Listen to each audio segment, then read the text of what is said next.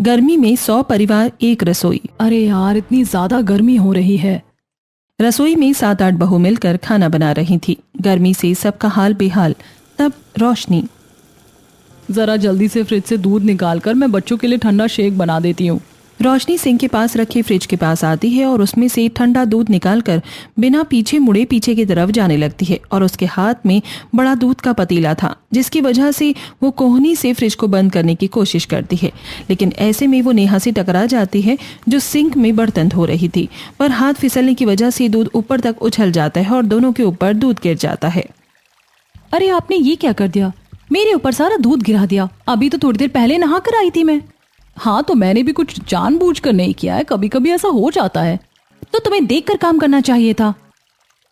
कोई बात नहीं, होता है। बड़े बड़े शहरों में छोटी मोटी बातें होती रहती हैं सेनोरिटा। तुम्हें बहुत गर्मी लग रही थी, तो अब ठंडा दूध गिरने की वजह से ठंडक आ गई होगी। सब हंसने लगते हैं। हाँ, कोई बात नहीं, तुम दोनों जाकर कपड़े बदल लो, जब तक हम यहाँ पर संभाल लेंगे। नेहा और रोशनी वहां से चली जाती हैं और घर की बाकी बहू बाकी सबके लिए खाना बनाने लगती हैं। उन्होंने बड़ी बड़ी कढ़ाई और बर्तन में खाना बनाया था, क्योंकि खाने वाले सदस्य भी बहुत थे। सब नीचे बैठकर खाना खा रहे थे। सबसे पहले दोनों दादा ससुर और दादी सास को परोसा जाता है, फिर साथ में घर के बाकी सदस्यों को खाना दिया जाता है। घर में कम से कम भी 50 सदस्य रहते थे। 50 कैसे, वो हम आपको जल्दी ही बताने वाले हैं। अरे कितनी बार कहा है, मेरे दलिये में इतना नमक मत डाला कर, बिल्कुल खाया ही नहीं जा रहा। जाओ मेरे लिए दूसरा बनाकर लेकर आओ। जी दादी माँ, मैं अभी लेकर आ रही हूँ। प्रीति रसोई में जाती है और उनके लिए दूध लेकर आती है। वहीं दूसरी तरफ घर के बाकी सदस्य, अरे बेटा, आज का खाना तो अच्छा बना है, लेकिन मेरी पसंद का तो कुछ भी नहीं बना। पापा जी, हमसे जो बनाने के लिए कहा था हमने वही बना दिया। हमने सुबह पूछा था कि सबको क्या खाना है। हाँ भाई, तुम तो उस समय बाहर घूमने चले गए थे, फिर क्या ही होता। हाँ, अब क्योंकि पूरे परिवार का तो खाना एक साथ बनता है, सबका खाना भी तो अलग अलग बनना बहुत मुश्किल है यहाँ। इस तरह बात करते हुए सब खाना खाते हैं। आइए पहले हम ये समझते हैं कि इतना बड़ा परिवार ये कैसे है। कई शतक पहले घर में 7 भाई थे। उन सभी ने मिलकर 700 गज का घर खरीदा था, जिसमें उन्होंने साथ रहने के सपने देखे। फिर किसी के 2 बच्चे हुए, किसी के 3, किसी के 4, तो ऐसे उनके घर में कुल मिलाकर 21 बच्चे हैं। अब आगे पीढ़ी बढ़ती गई। अब उन 7 दादा के आज बहुत से पोता पोती हैं और पड़ पोता पोती भी हैं।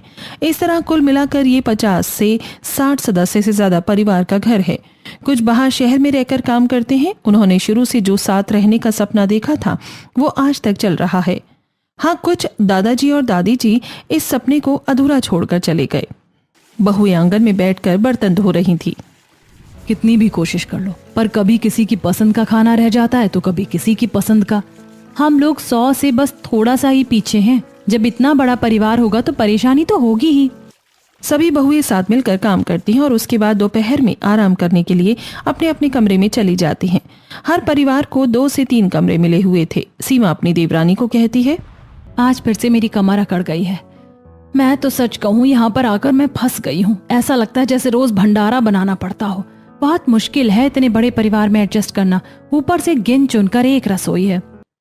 सच में दीदी, मुझे तो यहाँ का कुछ हिसाब किताब भी समझ नहीं आ रहा। अब हम दोनों के पति सगे भाई हैं, साथ रहें तो समझ आता है, लेकिन हमारे दादा ससुर जी की पीढ़ी से सब साथ रह रहे हैं। और अब देखो घर में कितना शोर शराबा रहता है, कभी कुछ होता है तो कभी कुछ होता है। अब इतने सारे लोगों के साथ रहने में रसोई साझा करना तो बड़ा मुश्किल काम है। एक रसोई और खाना बनना है 60-70 लोगों का।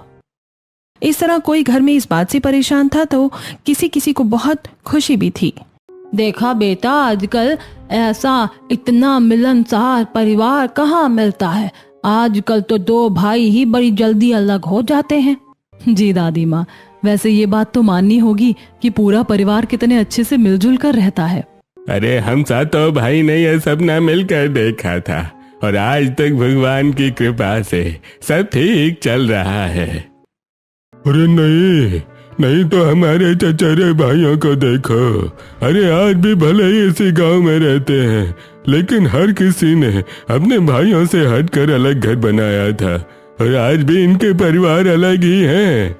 ये सब तो ठीक है, लेकिन क्या सच में पूरे परिवार में अभी तक उतना ही प्रेम भाव है या उनके बीच में भी अभी कुछ मनमुटाव है? घर की सबसे छोटी बहू रेखा, जो सबसे मॉडर्न ख्यालों की है और उसे रसोई का काम भी जरा कम आता है, वो शाम को अपने पति के साथ लाउड म्यूजिक चलाकर डांस कर रही थी। कितना मजा आ रहा है, हम कितने समय बाद डांस कर रहे हैं। हाँ बिल्कुल, हमारे पुराने दिन ताज़ा हो गए, कैसे हमने शुरू में डांस किया था। अब उनके लाउड म्यूजिक की वजह से घर में बाकी सबको प्रॉब्लम हो रही थी। वहीं दूसरी तरफ जब बच्चे पढ़ने की कोशिश कर रहे थे, वो उठकर अपनी मम्मियों के पास आते हैं, जो आंगन में रात को खाने की तैयारी कर रही थी। मम्मी बहुत तेज शोर हो रहा है और पढ़ाई तो बिल्कुल नहीं हो रही, कल मेरा टेस्ट है। हाँ मम्मी, जरूर चाचा चाची फिर से गाना चलाए होंगे। सही कहा, आखिर उनके अलावा और कौन ऐसा करता है। चलो जाकर एक बार बात कर लेते हैं। अब वो सब मिलकर जाते हैं तो उनके दरवाजे पर दस्तक करते हैं। रेखा दरवाजा खोलती है, जिसने मैक्सी पहनी हुई थी। क्या हुआ दीदी, हम जब भी एंजॉय कर रहे होते हैं तो आप लोग हमेशा आ जाते हो। अरे रेखा, एंजॉय करने के लिए किसने मना किया है, लेकिन जरा दूसरों की जरूरतों का कभी तो ध्यान रखना चाहिए ना। बच्चों की पढ़ाई का समय है और उनका कल टेस्ट है, उन्हें डिस्टर्ब हो रहा है। अब हम कौन सा रोज चलाते हैं गाना, हफ्ता या 10-15 दिन में कभी एक बार चलाते हैं, लेकिन उसमें भी हमें टोक दिया जाता है। लेकिन हम ऐसा जानबूझकर नहीं कर रहे हैं। रेखा म्यूजिक बंद करती है और कमरे से बाहर चली जाती है। भाभी कर दिया ना आपने बेचारी को गुस्सा। इस तरह घर में डिफरेंस भी होते थे। अब घर में इतने सारे सदस्य हैं तो उन लोगों के बीच में थोड़ा बहुत बदलाव तो होगा ही। रेखा तो गुस्से में बाहर आ गई थी, लेकिन तभी उसकी ताई सास और दादी सास उसे इन कपड़ों में देख कर कहती हैं, हे भगवान रेखा, तुम्हें कितनी बार समझाया कि तुम ऐसे कपड़े पहनकर अपने कमरे से बाहर मत आया करो। तौबा तौबा, इस लड़की को तो बिल्कुल भी शर्म नहीं है। कितनी ही बार समझाया लेकिन मानना ही नहीं होता। अब दादी जी, पिछली बार शॉर्ट्स पहने थे तो भी आपको प्रॉब्लम हो रही थी, और अब पूरे कपड़े पहने हैं तो भी आपको प्रॉब्लम हो रही है। आखिर आप चाहती क्या हैं? देखो तो जरा, हमसे ही सवाल कर रही है। अरे आजकल के बच्चों को बिल्कुल भी शर्म हया तो बची ही नहीं है। रेखा चुपचाप वहाँ से चली जाती है। अरे माँ जी, आजकल के बच्चों को कुछ कह ही नहीं सकते, बड़े जिद्दी होते हैं, उन्हें तो सिर्फ अपनी बात माननी होती है। अरे जरा अपनी बहू को संभाल कर रखो, ये सब यहाँ नहीं चलता। इस तरह घर में छोटी मोटी बातें होती रहती थी, जिसमें सबकी अलग राय और सबके अलग विचार थे। रात को सभी के लिए एक साथ खाना बनाया जाता है और एक ही रसोई में फिर से सारी बहू वापस एक साथ आती हैं। बड़े बड़े बर्तनों में खाना बनाया जाता है और गर्मी में सबकी हालत खराब हो रही थी। मुझे तो समझ नहीं आ रहा, सब लोगों को अलग अलग खाना क्यों खाना है। अरे पहले सबके हिसाब से इतना सारा खाना बनाए, उसके बाद उनकी छोटी छोटी फरमाइश भी पूरी करो। सच में कभी कभी तो मैं भी बहुत परेशान हो जाती हूँ यहाँ पर इतना काम करके। एक तो सिर्फ एक ही रसोई है यहाँ पर, कितनी ज्यादा भीड़ हो जाती है, काम करना भी मुश्किल, गर्मी लगती है वो अलग।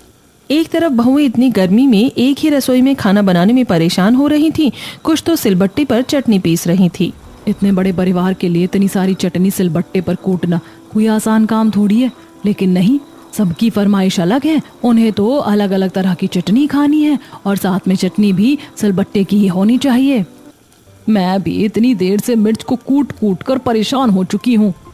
हालांकि ये रसोई काफी बड़ी थी, लेकिन घर में खाना बनाने के लिए बहुएं भी 15-20 थीं। अब उनमें से आधे से ज्यादा बहुएं रसोई में खाना बनाती थी, क्योंकि इतने बड़े परिवार के लिए खाना बनाना 2-3 बहुओं के बस की बात तो बिल्कुल नहीं है। अब रसोई में बहुत ज्यादा भीड़ हो जाया करती थी और कोई कभी किसी से टकरा जाता तो कोई किसी से। पलक उठकर मुड़ती है तो वो ऋतु से टकरा जाती है। हाय दैया, मेरा तो सिर फूट गया, बड़ी जोर से लग गई। मुझे भी। हे भगवान, क्या हो रहा है। सच में ऐसी रसोई तो मैंने किसी के यहाँ नहीं देखी होगी। जॉइंट फैमिली होती है लेकिन इतनी बड़ी थोड़ी होती है। हालांकि सभी को छोटी मोटी समस्याओं का सामना करना पड़ता था, लेकिन परिवार इतनी पीढ़ी से एक साथ रह रहा था और इतने सारे घर के मेंबर थे, सभी साथ रह रहे थे। लेकिन इतने सारे लोगों के साथ एडजस्ट करना समय के साथ बहुत मुश्किल हो जाता है। यहाँ पर जनरेशन गैप भी आ जाता है। जैसे घर के कुछ बेटे अपने बच्चों के साथ कमरे में टीवी देखते हुए खाना खाते हैं, वहीं दूसरी तरफ घर के बड़े पहले की तरह जमीन पर बैठकर खाना खाते हैं। अरे हमारे बेटों ने ऐसा कभी नहीं किया, हमेशा हमारे साथ बैठकर खाना खाया है। लेकिन हमारे पोतों को देखो, जाकर अपने बच्चों को कमरे में ले जाते हैं, खुद तो गलत कर ही रहे हैं, उन्हें भी गलत शिक्षा दे रहे हैं। अरे वही तो बात है ना, आजकल के बच्चे कहाँ हमारी बात मानते हैं, बड़े बुजुर्गों के साथ तो बैठना ही छोड़ दिया है। कोई बात नहीं पिताजी, अब क्या कर सकते हैं, बच्चों को तो बात समझाना बहुत मुश्किल है। अरे ऐसे कैसे मुश्किल है, हमें उनसे बात करनी चाहिए। इतने सालों से हमारा घर परिवार एक साथ मिलजुल कर रहता आ रहा है और इन लोगों की वजह से तो घर घर लगता ही नहीं है। सबकी अपनी अपनी अलग सोच थी। अब रमेश गुस्से में जाता है और सभी बच्चों को बुलाता है। तुम लोगों को कितनी बार कहा है कि सब साथ बैठकर खाना खाया करो, लेकिन नहीं, तुम्हें तो हमारी बात कहाँ माननी होती है। लेकिन पापा, आपको तो पता है हम ऑफिस से थक कर आते हैं, बच्चों के साथ ज्यादा समय बिताने का मौका नहीं मिलता। हम सोचते हैं कि बच्चों के साथ बैठकर थोड़ा टाइम स्पेंड कर लेंगे और फिर नीचे सबके साथ बैठकर खाने में प्रॉब्लम भी तो होती है, स्पेस इतना बचता ही नहीं है। हाँ चाचा जी, और इतना ज्यादा शोर होता है कि वहां पर बैठकर खाना खाने में काफी हेक्टिक होता है और सिर में दर्द हो जाता है। अरे बताओ जी, आजकल के बच्चों का साथ में बैठकर खाना खाने में सिर में दर्द हो जाता है। वजह वो नहीं है, लेकिन इतने सारे लोग एक साथ इकट्ठा हो जाते हैं तो कुछ भी ठीक से मैनेज नहीं हो पाता। अरे मैं तो कह ही रहा था कि आजकल इन बच्चों से बात करना बहुत बेकार है, इनका बस चलता तो यह घर इतना आगे बढ़ता ही नहीं। इतना कहकर वो सभी वहां से चले जाते हैं और सब बच्चे आपस में बात करते हैं। देखा, हर रोज घर का यही हो गया है। यहाँ पर कभी किसी को किसी बात को लेकर सुनो तो कभी किसी बात को लेकर सुनो। अगर अपना खुद का अलग हिस्सा होता तो इतनी परेशानी नहीं होती। आपने बिल्कुल सही कहा भैया। इस तरह घर में किसी न किसी बात को लेकर वाद विवाद होता ही रहता था। वहीं दूसरी तरफ बहू एक रसोई की वजह से वैसे ही परेशान थी और अब जब सिया रसोई में जाती है तो फ्रिज खोलकर अपनी आइसक्रीम ढूंढती है तो मम्मी, फ्रिज में मेरी आइसक्रीम रखी थी, कहाँ चली गई? बेटा, आइसक्रीम के पैर थोड़ी होते हैं जो अपने आप ही कहीं भी निकल कर चली जाएगी। तुम जरा अच्छे से चेक करो, फ्रिज में ही होगी। मम्मी, मैंने सब चेक कर लिया लेकिन मुझे कहीं पर भी नहीं मिल रही। लेकिन ऐसा कैसे हो सकता है, रुको मैं चेक कर लेती हूँ। अब नेहा फ्रिज खोलकर चेक करती है लेकिन उसमें भी फ्रिज में कहीं आइसक्रीम नहीं मिलती। तब सीमा कहती है, अरे हाँ नेहा, फ्रिज में आइसक्रीम नहीं है, वो तो चिंटू ने खा ली थी। अब ये बात सुनकर रिया जोर जोर से रोने लगती है और मेरी आइसक्रीम क्यों खाई? मुझे आइसक्रीम खानी थी। तो अब नेहा भड़कते हुए कहती है, लेकिन दीदी, चिंटू ने क्यों खाई जब वो आइसक्रीम सिया की थी और बाकी सबने अपनी आइसक्रीम खा ली थी, तो उसे मेरी बेटी की आइसक्रीम खाने की क्या जरूरत थी? माफ करना नेहा, मुझे नहीं पता था कि चिंटू ऐसा कुछ करेगा। आपको ध्यान रखना चाहिए। अब सब बच्चों के लिए एक एक आइसक्रीम आई थी और उस समय सिया सो रही थी, तो आपको थोड़ा ध्यान रखना चाहिए था। एक बात बताओ, मैं क्या पूरे दिन सिक्योरिटी गार्ड की नौकरी करती हूँ जो फ्रिज की निगरानी रखती रहूंगी? अब पीछे से कोई बच्चा आया पानी पीने के लिए, उसे आइसक्रीम अच्छी लगी तो उसने खा ली। इसमें बच्चे का क्या कसूर है? बच्चे तो नादान होते ही हैं। अगर तुम्हें इतना शौक था तो पहले ही खिला देती आइसक्रीम। इस तरह दोनों की लड़ाई हो जाती है और बाकी सब वहाँ पर लड़ाई सुलझाती हैं। अच्छा ठीक है, तुम दोनों को एक छोटी सी बात पर नहीं लड़ना चाहिए। हम सिया को दोबारा आइसक्रीम खिला देंगे, क्या हो गया? बिल्कुल, हम सभी को इतनी छोटी छोटी बात पर नहीं लड़ना चाहिए। आज लगभग सभी का छोटी छोटी बातों पर दिमाग खराब हो जाता है। उसके बाद सब अपने अपने कमरे में जाते हैं और इन सब चीजों के बारे में बात करने लगते हैं। उसे ऐसा नहीं करना चाहिए था, सबके सामने मेरे ऊपर चिल्ला रही थी। अरे भाई, बच्चे से गलती हो जाती है, क्या हो गया? सब अपने ही तो बच्चे हैं। कोई बात नहीं, अब तुम्हें बेवजह भड़कने की जरूरत नहीं है। बेकार में तुम्हारी तबीयत खराब हो जाएगी, इसलिए इन सब बातों पर ज्यादा ध्यान मत दो और भूल जाओ। वहीं दूसरी तरफ नेहा के कमरे में मुझे गुस्सा आ गया था। मैं जानती हूँ कि मुझे ऐसा नहीं करना चाहिए था, लेकिन फिर भी सब कुछ एक ही वजह से हो रहा है। इतने सारे लोगों की सिर्फ एक रसोई है, आखिर कैसे काम चलेगा? हम रसोई में अपना कोई पर्सनल सामान रख ही नहीं सकते। इस तरह तो अब गर्मी में हर रोज ही लड़ाई होगी। तुमने बिल्कुल सही कहा, यही तो प्रॉब्लम हो रही है यहाँ पर रहकर। किसी की थिंकिंग बिल्कुल अलग है और किसी की बिल्कुल अलग। अब इतने सारे लोगों में अलग अलग थिंकिंग के हिसाब से लड़ाई झगड़े तो होंगे ही। कभी कोई हमें कुछ कहता है तो कभी कोई, समझ ही नहीं आ रहा है कि क्या करें। मैं तो सोच रहा हूँ जो मुझे ऑफर मिल गया तो मैं शहर जाकर रहूंगा। अब यहाँ इस तरह रहने का मेरा मन नहीं करता। इस तरह यूं ही दिन गुजर रहे थे और बीतते समय के साथ परेशानियां बहुत बढ़ रही थी। कमरे सबके सेपरेट थे। वैसे रहने में किसी को भी प्रॉब्लम नहीं थी, लेकिन कुछ छोटी मोटी चीजों की वजह से अक्सर घर में वाद विवाद होता है और तनाव पैदा होता था। वहीं दूसरी तरफ कुछ रिश्तेदार भी थे जो इन्हें ऐसे देखकर जला करते थे। अरे अगर सदियों से साथ निभाने की बात हो तो उस मामले में तो पूरे गांव या पूरे कस्बों में एक ही घर सामने आएगा। अभी भी घर में 60-70 लोग रहते हैं और सबकी एक ही रसोई है। बड़ी हैरान कर देने वाली बात है। मैं तो सोचती हूँ कि सब कितनी खूबसूरती से हर रोज सब कुछ मैनेज करते हैं। अरे क्या खाक मैनेज करते हैं, पता नहीं पैसे बचा रहे हैं कि क्या कर रहे हैं। बताओ जरा, एक बड़ी सी रसोई है, उसी में सब कुछ करना कितना मुश्किल होता होगा। बहुओं को भी तो कितनी परेशानी होती होगी। बिल्कुल सही कहा, मुझे तो नहीं लगता यहाँ पर सब कुछ ठीक रहता होगा। कमला इसी परिवार के चचेरे भाई की पत्नी थी। इसी परिवार के रिश्तेदारी में होने से वो उनसे कुछ ज्यादा ही चिढ़ती थी, क्योंकि इनका परिवार तो बहुत पहले अलग हो गया था और पूरे गांव में उनकी हर कोई तारीफ करता था और उनकी मिसाल देता था। वो घर आकर ये बात गुस्से में बताती हैं। पता नहीं ऐसा क्या है जो आज तक ये लोग साथ में रह रहे हैं। अरे वही सच में मम्मी, इन लोगों के तो अलग ही नखरे होते हुए रहते हैं। लेकिन आप चिंता मत करो, मेरी बच्चों से बात होती है, वो लोग तो इस परिवार में बिल्कुल भी रहकर खुश नहीं है। क्या कहा, सच में? अगर ऐसा है तो फिर तो हमें और आग डालनी चाहिए। कहते हैं ना, कुछ रिश्तेदार बिल्कुल सांप का काम करते हैं, तो उनके साथ भी कुछ वैसा ही था। वहीं दूसरी तरफ जब यश बाहर जाकर रहने की बात करता है तो इस बात पर हर कोई ऐतराज उठाता है। अरे इतने सालों से चली आ रही परंपरा को कैसे तोड़ सकते हो?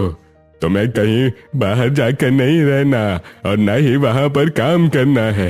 जब हमारा पूरा परिवार एक साथ मिलकर यहाँ गांव में रह रहा है तो तुम्हें बाहर जाने की क्या जरूरत है? क्योंकि दादाजी, एक सिंपल सी बात है कि मुझे यहाँ पर बहुत अच्छी अपॉर्चुनिटी मिल रही है और पैसा भी बहुत अच्छा मिल रहा है। मैं चाहता हूँ कि मेरा बेहतर हो। अरे तो आज तुम बोल रहे हो और कल को फिर तुम्हारे दूसरे भाई बोलेंगे। इस तरह तो सभी एक एक करके बाहर जाकर रहने लगेंगे और ये पूरा परिवार टूट जाएगा। हाँ बिल्कुल, मैं भी बाहर जाना चाहता हूँ, लेकिन इसका मतलब ये नहीं है कि ये परिवार टूट जाएगा। और सिर्फ परिवार को एक रखने की वजह से हम अपना भविष्य तो खतरे में नहीं डाल सकते हैं ना। अरे एक बार हमने जो कह दिया सो कह दिया और वही होना चाहिए। आगे से इस बारे में कोई बहस नहीं होनी चाहिए। लेकिन आप लोग हमारे साथ ऐसा नहीं कर सकते। आप लोग हमारे साथ ऐसी जबरदस्ती नहीं कर सकते। ए चोरा, तोरी कुछ ज्यादा ही जबान चलने लगी है। इतना नहीं बोलते। घर के बड़े बुजुर्गों को जो फैसला ले लेते हैं वही आखिरी फैसला होता है। अब घर में और भी ज्यादा मनमुटाव हो रहा था। वहीं दूसरी तरफ उनके कुछ रिश्तेदार गर्मियों की छुट्टियों में गजब घर पर आ जाते हैं, तो बहुओं को और ज्यादा काम करना पड़ता है। अब घर में हर किसी की बेटी बहन आई हुई थी गर्मियों की छुट्टियां बिताने के लिए। मेरी तो नंद आई है और उसके बच्चे भी बहुत खतरनाक हैं। 1 मिनट के लिए भी मानते नहीं हैं। उन्होंने पिंकी तक को परेशान कर दिया। इस घर में हमें चैन से सांस लेने की फुर्सत कहाँ मिलती है दीदी? आपको पता भी है आज हम पूरे 100 लोगों के लिए खाना बना रहे हैं।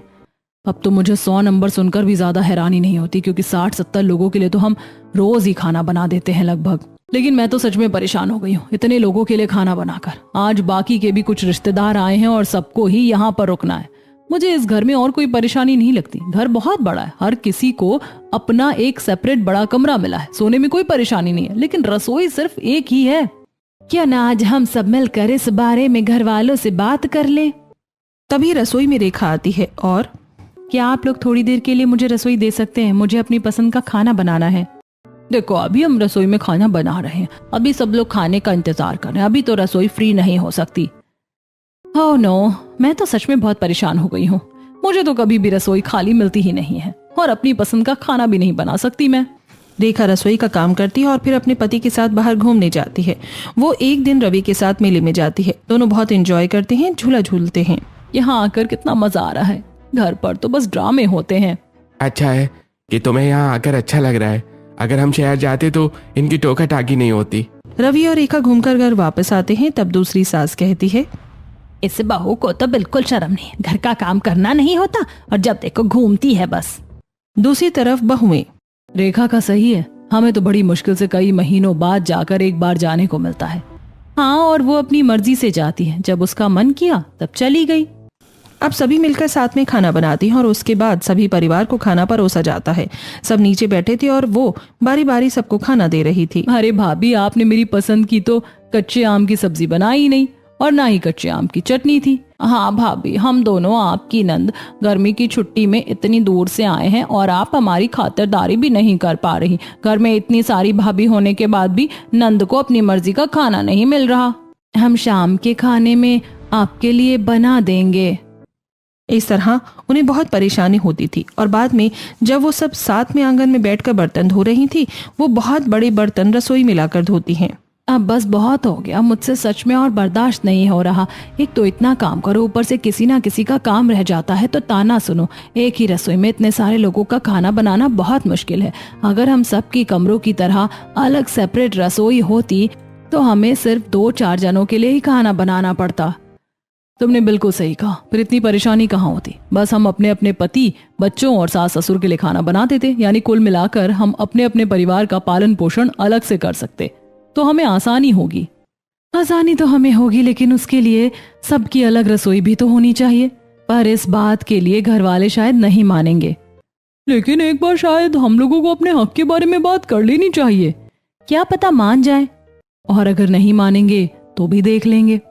एक तरफ सभी बहुएं मिलकर इस बारे में घर वालों से बात करती हैं तो हर कोई भड़क जाता है। तुम लोगों को शर्म नहीं आ रही कि तुम कितनी बड़ी गलती कर रही हो? एक रसोई एक अलग करने की वजह से पूरा परिवार टूट जाएगा। हाँ, इस रसोई ने ही इतने बरसों से हम सबको एक साथ जोड़ कर रखा है। तुम लोग अपने मन में ऐसा ख्याल लेकर भी कैसे आ सकते हो? देखा आजकल के बच्चों पर, अगर हम सब कुछ छोड़ देंगे तो इनके रहते सब कुछ 2 मिनट में खत्म हो सकता है। यही तो बात है, हमारे जमाने में हमने इतना जोड़ कर रख लिया, वही बहुत बड़ी बात है। इन बच्चों को देखो, बस सब कुछ खत्म करने में लगे हुए हैं। दादी माँ, हमने घर परिवार को अलग करने की बात नहीं कही है। हमने तो सिर्फ एक रसोई को अलग करने की बात कही है, क्योंकि हमें एक रसोई में सबके लिए इतना सारा खाना बनाना बहुत मुश्किल होता है। और साथ में हम सब रसोई में आ भी नहीं पाते ठीक से, चूल्हे भी गिन चुनकर 4-5 हैं। हाँ, अब आप ही बताइए, हर रोज तीनों समय 60-70 लोगों का खाना बनेगा तो कितना समय लगेगा? कम से कम हमें कुछ चूल्हे और थोड़ी बड़ी और रसोई दे दी जाए तो भी हम मान सकते हैं। घर की रसोई तो अलग नहीं होगी, घर की रसोई तो एक ही रहेगी। अब चाहे कुछ भी हो, बाकी जो भी होगा हम देख कर बता देंगे।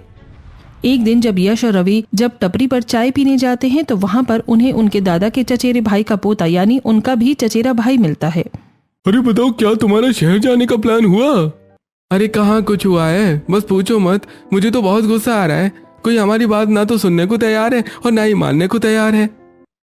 हाँ, मैंने भी बाहर जाने के बारे में सोचा था, लेकिन हम बिल्कुल साफ मना कर दिया है कि ऐसा तो हम सोच भी नहीं सकते।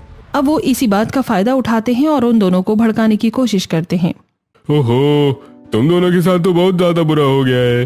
अरे ऐसा तो हमारे किसी भी परिवार या घर में नहीं होता। बच्चों को कुछ भी करना होता है तो बच्चा तो अपनी मर्जी से कुछ भी कर सकता है। पता है, ये सब कुछ इसलिए हो रहा है सिर्फ कि घर परिवार न टूटे। तुमने बिल्कुल सही कहा, हर बात की जड़ सिर्फ यही होती है। कल हमारी पत्नियों ने रसोई अलग करने की बात की तो उन्हें भी मना कर दिया। उन्हें भी तो इतनी गर्मी में इतनी परेशानी होती है, लेकिन कोई बात समझने को तैयार ही नहीं है। अरे बिल्कुल, घर में अलग अलग नियम और कानून बना रखे हैं। इस तरह के कपड़े नहीं पहनो, ऐसा नहीं करना, वैसा नहीं करना, इतना तेज म्यूजिक नहीं होना चाहिए। अरे हम तो इन सब चीजों से बहुत परेशान हो गए हैं। अरे तो तुम लोगों को इस बात से खिलाफ आवाज उठानी चाहिए। अगर तुम अभी अपने हक के बारे में नहीं बोलोगे तो और कौन बोलेगा? कल को तुम्हारे बच्चों को भी बहुत कुछ झेलना होगा।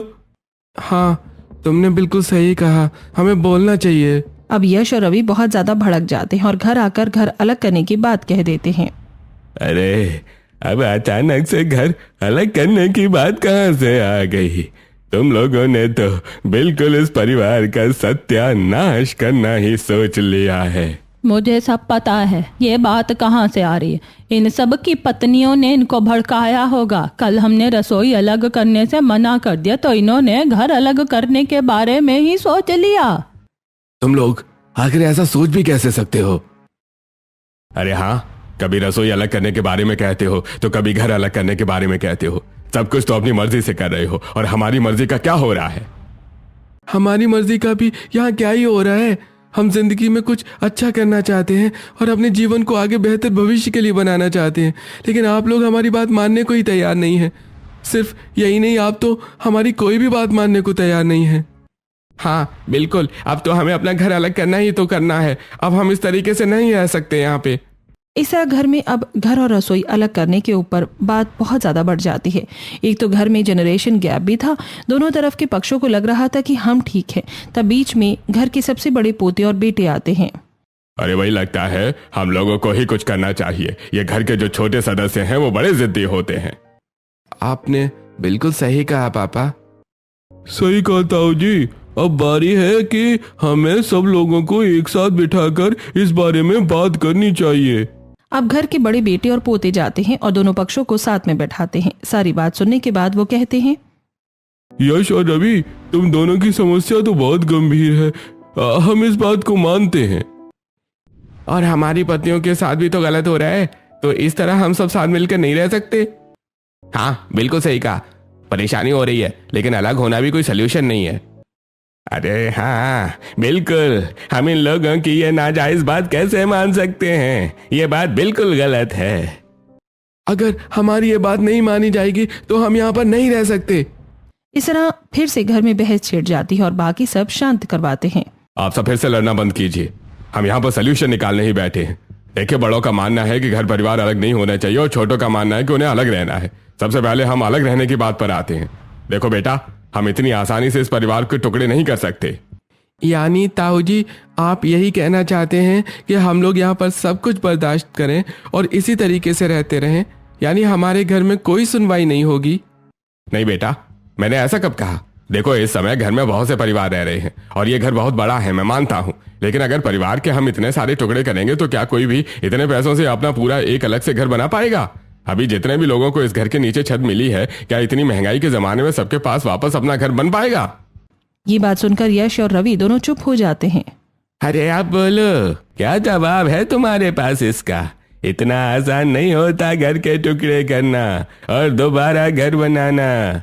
तुम्हारी नौकरी ठीक है, लेकिन बाकी सबका ये हाल नहीं है। अभी तो मेरे कुछ पोतों की शादी भी नहीं हुई और वो पढ़ रहे हैं। आप जो कह रहे हैं हम उस बात से सहमत हैं, लेकिन हमारी कोई भी बात पूरी नहीं की जाती और इस तरह एक परिवार में सबको सुनकर काम करना बहुत मुश्किल है। चाचा जी, पापा जी और मेरे भाइयों, अगर हम कुछ चीजों में सही हैं तो इसका मतलब ये नहीं है कि हम हर चीज में सही हैं। हमें बच्चों के बारे में भी तो सोचना चाहिए और उनकी बात भी सुननी चाहिए और हल निकालने की कोशिश करनी चाहिए। ऐसा नहीं है कि उनकी बात को नजरअंदाज करना चाहिए। हाँ, हमें बच्चों की बात सुननी चाहिए, इस तरह तो बच्चे परेशान होंगे ही। हाँ बिल्कुल, अगर बच्चा बाहर जाकर नौकरी करना चाहता है तो इसमें बुराई क्या है? बच्चों के भविष्य का जवाब है, हम उनके भविष्य के साथ खिलवाड़ नहीं कर सकते।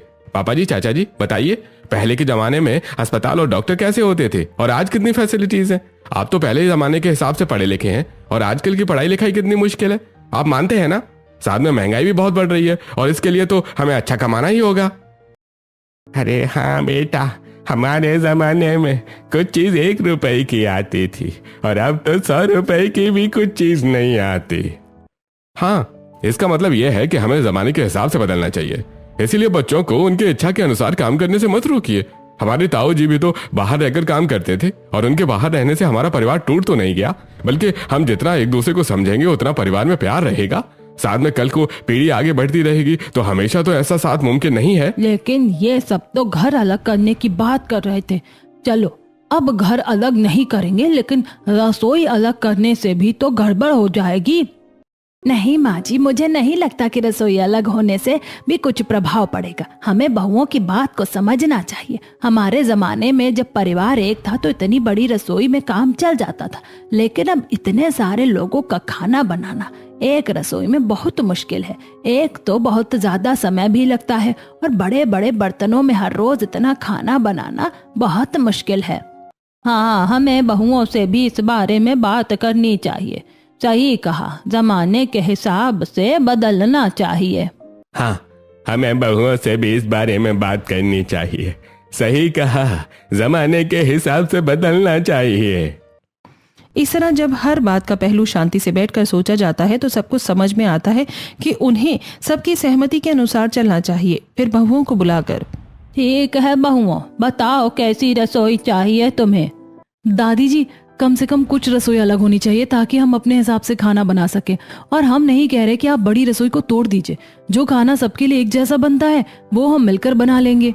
लेकिन कभी कभी खाना अलग अलग बनता है तो उसके लिए हमारे पास अलग रसोई होनी चाहिए कि हमें इंतजार ना करना हो, और कभी कभी अपने अपने हिसाब से अलग तरीके से खाना बना सके। साथ में हम सबको अपना अलग फ्रिज चाहिए। बच्चों में बहुत लड़ाई होती है और हम अपना कोई सामान भी इस्तेमाल नहीं कर पाते। हाँ ठीक है, तुम्हारी ये बात तो मानने लायक लग रही है। वैसे भी जब तक हम सब एक छत के नीचे रह रहे हैं तो ठीक है। मेरी भी एक डिमांड है। मैं शहर में पली बड़ी हूँ और हमेशा साड़ी पहनकर नहीं रह सकती, तो मेरे लिए भी कुछ छूट होनी चाहिए। ठीक है बेटा, तुम सबके लिए ये भी छूट दे दी। अब हम जमाने के साथ बदलना सीखेंगे। इस तरह सबकी बात मानने पर घर को तो अलग नहीं किया जाता, क्योंकि उस घर के बहुत सारे टुकड़े करके तुरंत सभी के लिए घर बनाना मुश्किल है। लेकिन सबके लिए रसोई की फैसिलिटी और फ्रिज की फैसिलिटी अलग कर दी जाती है, जिसकी वजह से अब उनको परेशान नहीं होना पड़ता और वो अपनी मर्जी से आराम से खाना बना पाते हैं।